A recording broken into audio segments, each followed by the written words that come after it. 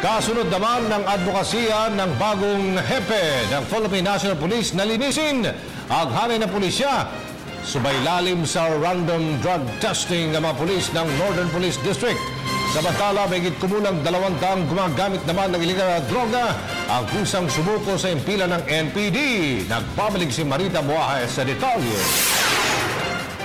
Nagsagawa ng mandatory drug test simula kahapon ang Northern Police District o NPD sa Camanava. Sa Valenzuela City, mahigit sa 760 mga pulis ang na-drug test. Ayon kay Police Chief Inspector Roderick Juan, nakatanggap sila ng isang memorandum na nagsasabing lahat ng kanilang kapulisan ay kinakailangang sumailalim dito. Ayon sa order ng ating Presidente at sa ating Chief PNP na sinusunod namin para pakita namin ang support na namin sa kanila, lahat ng Police Valenzuela ay nag-undergo ng drug testing. Maayos naman umano ang naging takbo ng drug test. Samantala, umaasa si Major Juan ng Valenzuela Police na malinis ang kanilang hanay at walang lalabas na positibo sa ipinagbabawal na gamot.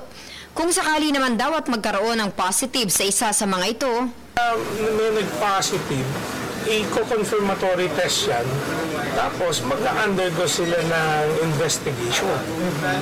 So, it's either kung makikita yan, malamang-lamang magkaroon talaga ng administrative sanction. Kasabay nito, sinabi rin ni Major Juan na mayroon ng mahigit kumulang sa 200 na mga drug users ang kusang loob na sumuko sa kanilang himpilan.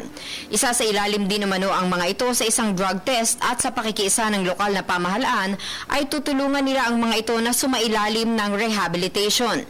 Payo ni Juan sa mga nagdanais na kumawala sa bisyo at tuluyang magbagong buhay. Pinapaalalahanan namin at pinagsasabihan na yakapin nyo yung mga mahal nyo sa buhay. Yung mga anak ninyo, sila kako magiging lakas ng loob nyo para mapaglabanan ng tukso at makaiwas na dito sa bisyo na ginagawa nyo. Para sa Telebisyon ng Bayan, ako si Marita Muahe.